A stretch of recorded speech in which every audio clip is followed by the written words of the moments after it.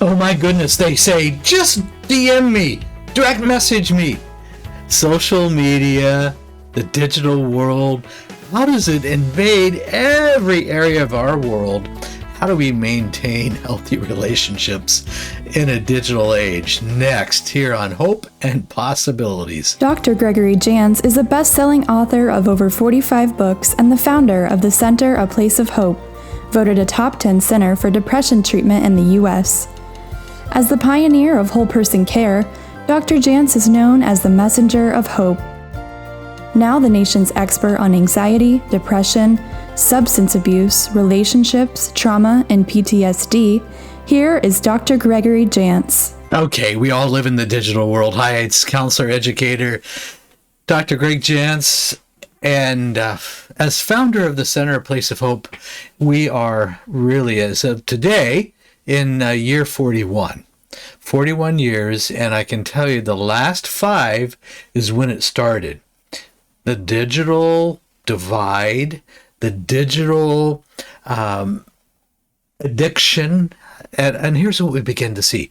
We saw clients who they turn in anything, any device, anything with a screen, they'd have to turn it in, and when they check in with us, in other words, for at least 72 hours.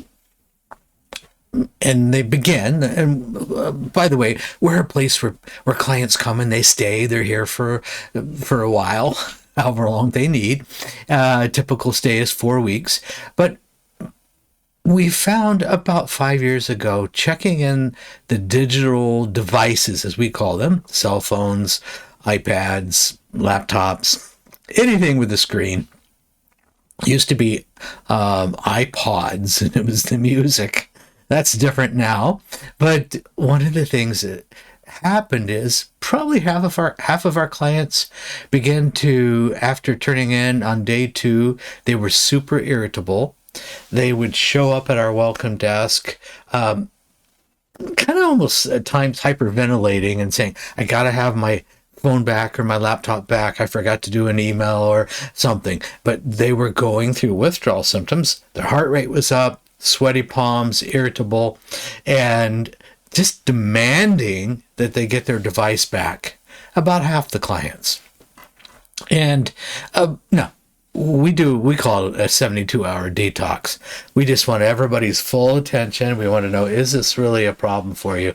And we have a whole system for checking out devices at certain times. But I can tell you, we began to see this digital addiction. And we begin to see the effects in relationships. You've seen this as well. You've been at lunch or coffee with somebody, and they're on their device. Here they are. And they're texting or they're doing whatever. And they look up at you and they go, what did you just say? What was that? Because they have divided attention. Divided attention ultimately devalues the relationship. Divided attention causes us not to be able to give our full attention to whoever we are with. We're certainly not doing very well with eye contact. And there you have it. The relationship, it's like the device is more important. It begins to rob the emotional closeness. It begins to communicate that this is more of a priority than having a conversation with you. We don't always, here's the thing, we don't realize what we're doing. We don't realize the effect generally on a relationship, and we don't understand, or we deny the other person's reaction as having any validity. But you've had it happen to you, and you know what it's like to be on the receiving end of a disruptive communication because of the digital device. All right, this one bothered me so much. I began to look at even what is social media doing in the role of our relationships. And because our attention spans have dropped so much because of the social media and our devices, publishers love to have these little dinky books. This is social media and depression and what's the relationship. Publishers and consumers, they say, want these little small, thin, like 100 pages or so book because our attention spans have dropped. Shorter books. Has the digital device affected your life as far as where you spend your time? Like other addictions, you know, you go, well, no, I was on it last night for maybe 45 minutes, maybe, when really it was 2+ hours, or I thought it was an hour, and then suddenly, no, it wasn't an hour, it was absolutely 6 hours. And we know that sometimes we pair, if we're engaged in the evening with social media, we might be eating, some may be drinking. I've had clients who said, I've made the worst mistakes on Facebook sitting there drinking glasses of wine. So, alcohol. We began to do things or say things that we wouldn't normally do. So, social media, the digital age, it affects all of us and all of our relationships. And we have a generation, it seems like from the day they were born, they've been tethered to technology. It's like the third arm. It's the third, maybe it's their brain, it's an additional brain. And that's how they see it. It's a part of me. Let me say that again. Technology, or our personal device, is that. It's personal to me. It's a part of me.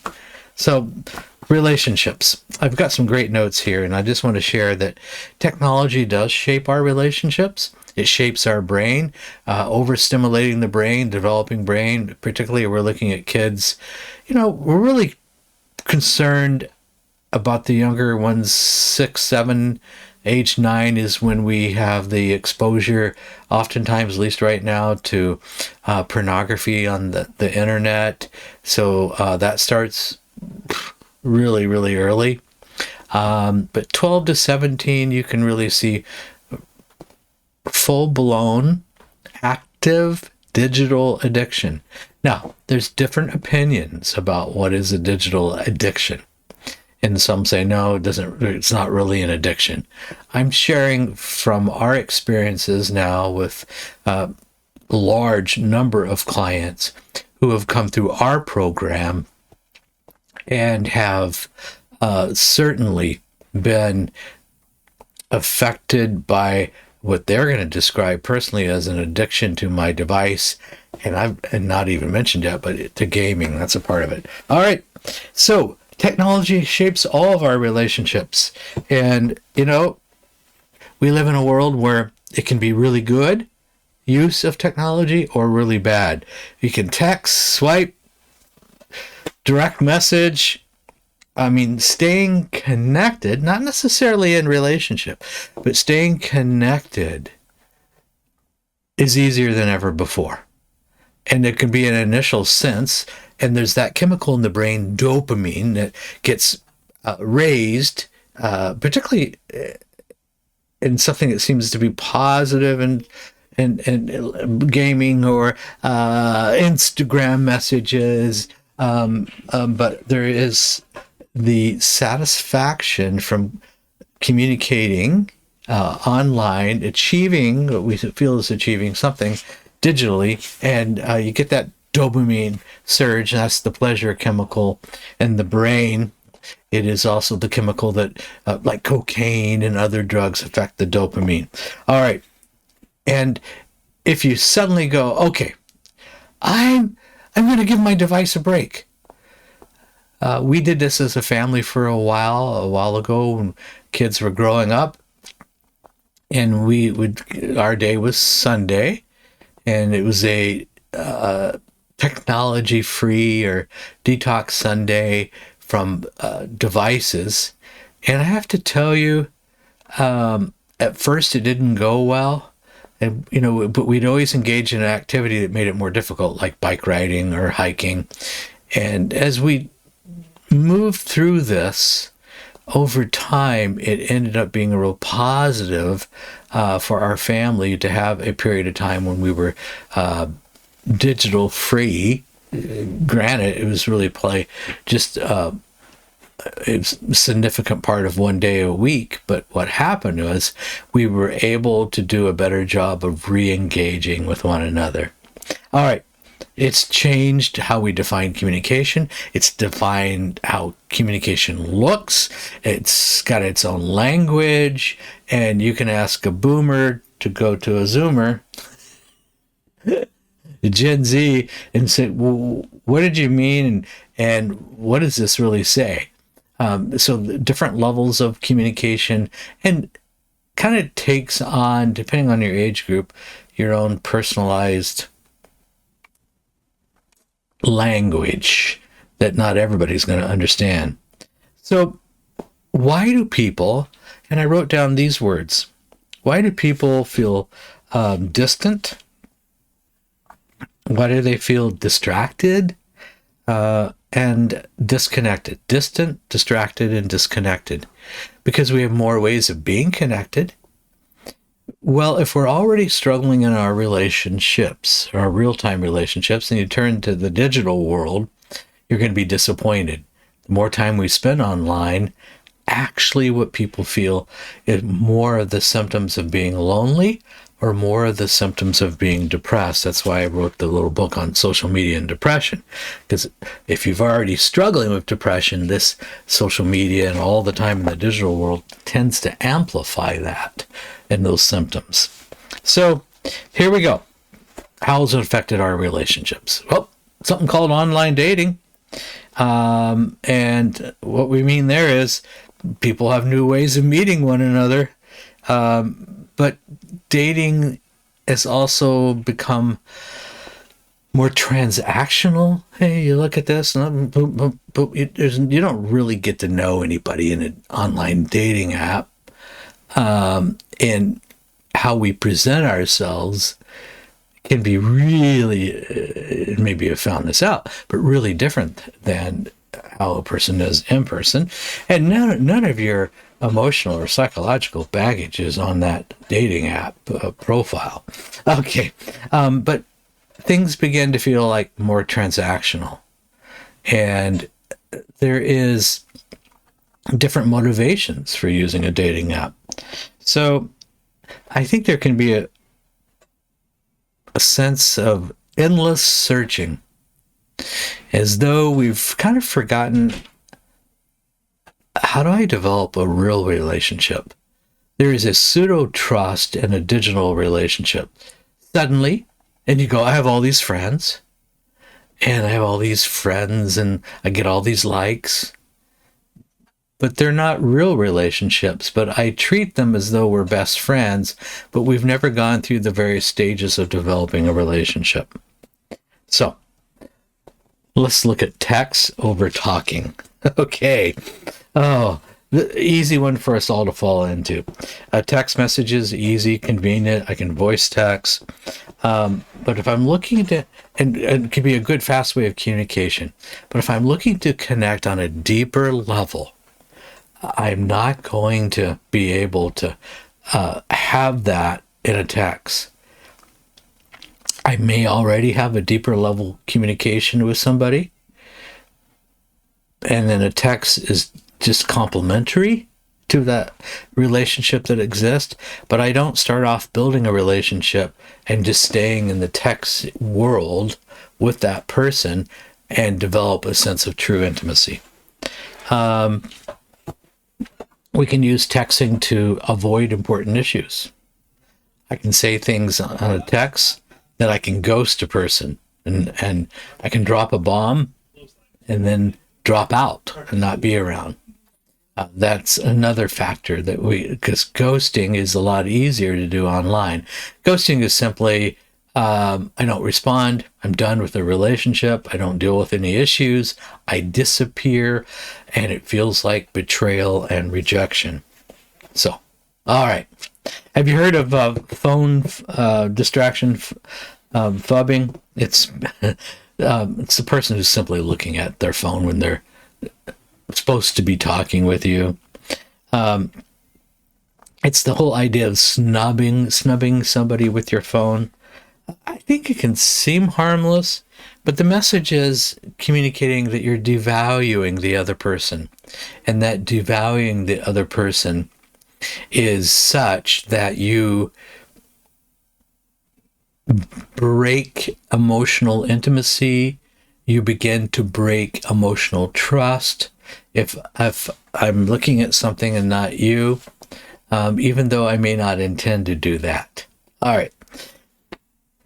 So many ways that technology can interfere with building a healthy relationship. But I want you to know I'm for technology. I'm for appropriate use.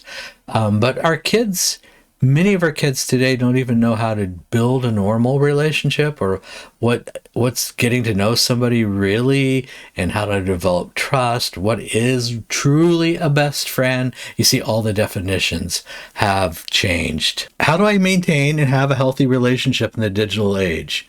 Okay, here's some things that I wrote down that I am working on that I believe are important, because when I'm with somebody, one of the things that I really want them to know is that's what's important. They're what's important. And I want to have eye contact, and I want to be engaged and free from distractions, so that I can let them know that I value the relationship and esteem them, and I can be engaged. And it really will help them help me get to know them, but it'll help them to really know that I am trustworthy, I'm engaged, and I importantly, desire to be in the relationship. How to have a good relationship in the digital age. Here we go. Prioritize, and this is what I've been hinting towards, but we have to prioritize the face-to-face moments. So what I do is I put my device away when I'm with somebody. Let's say you meet for coffee or you're having a meeting. Don't set it on the table where, it could be ringing or vibrating. I put it out of visual view, and make it a point. This is what, we used to do this naturally, but make a point that I am going to engage with this person, and even short interactions and a full presence matters more than whatever else could be going on in that device. Give them your best. And you'll be able to do this. You get down and you fully are present and concentrating. You got it down 5 minutes, 10 minutes, you go 15 minutes, and you go, wow, I can really be engaged. And then later when you check your device and your messages, so forth, you go, yeah, it was okay. It worked out fine. It was great. All right. So you set what we call number 2 is tech boundaries in a relationship. These are just small boundaries.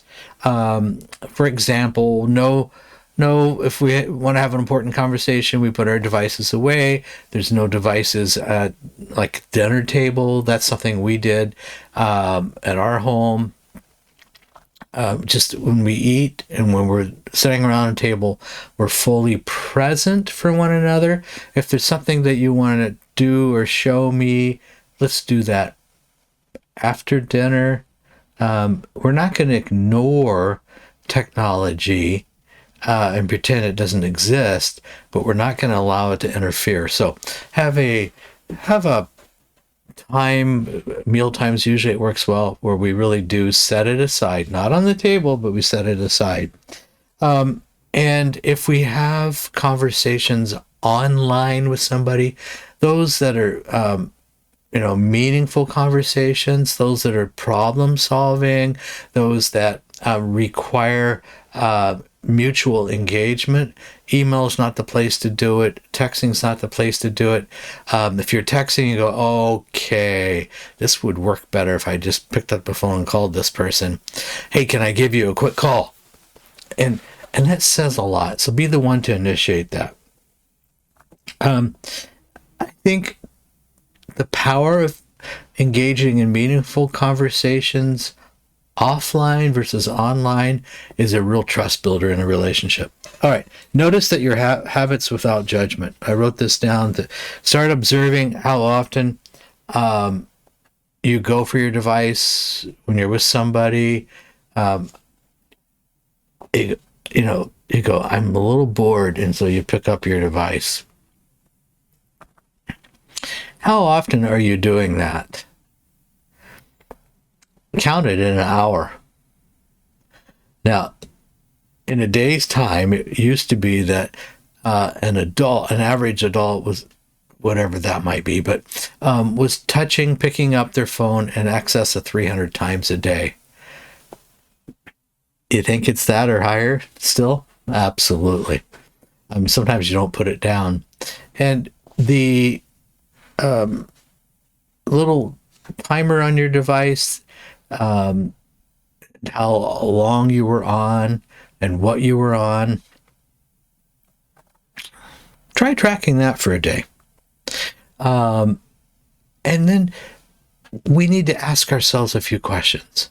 Is checking my device frequently causing me emotional distress or anxiety, or is it lowering it? Do I feel more connected or disconnected or more distracted?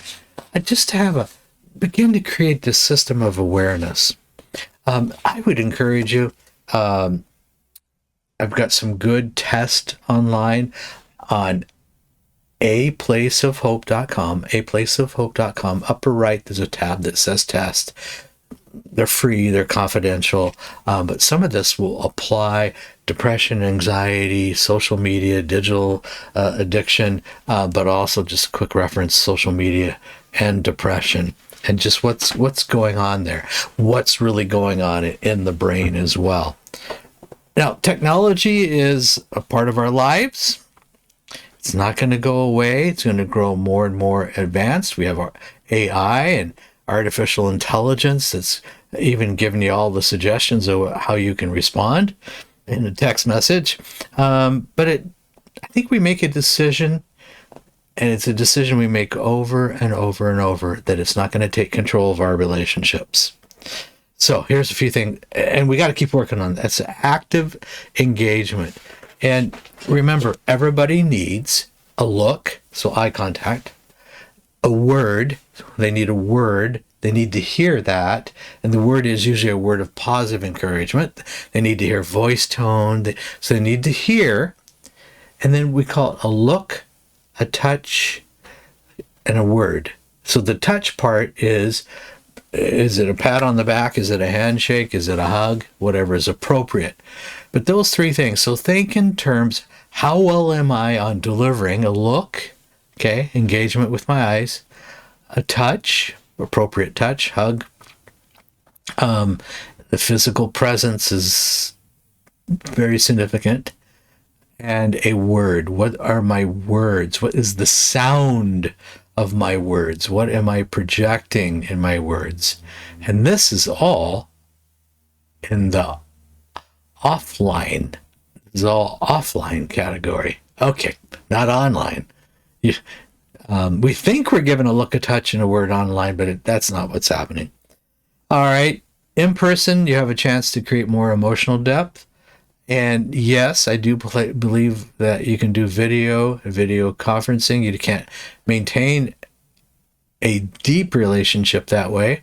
There's something that happens. We heard this during COVID, Zoom fatigue or video fatigue, in that being in real life is different than a video conferencing, though I'm grateful that we can do that and have that. But we also need to have the in-person. And connection is really about building an emotional, healthy relationship. And so often in social media or online, there's emotional abuse. There's people are saying and doing things they wouldn't necessarily do in person. So have my five healthy relationships that are predominantly offline. They're real-time relationships. Okay, I got 4 or 5. And I may communicate with them online or digitally, but my primary time with them is real time, in person, and have that.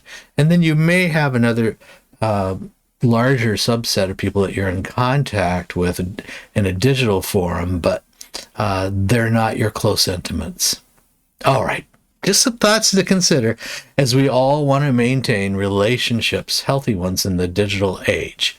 Now, We haven't talked about it, but there could be significant gaming addiction, pornography addiction, other types of things that are going on online that could even enter into a criminal category. So there's a lot of things online that will interfere with relationships, if it's the pornography, if it's gaming. And so those are kind of separate subjects because they will also ruin a relationship as well and need to be addressed. Gaming's a huge one. Well, so is the pornography and how that affects our relationships. So navigating our relationships in a digital age. Let's keep doing it because that's what's going to give us the most reward.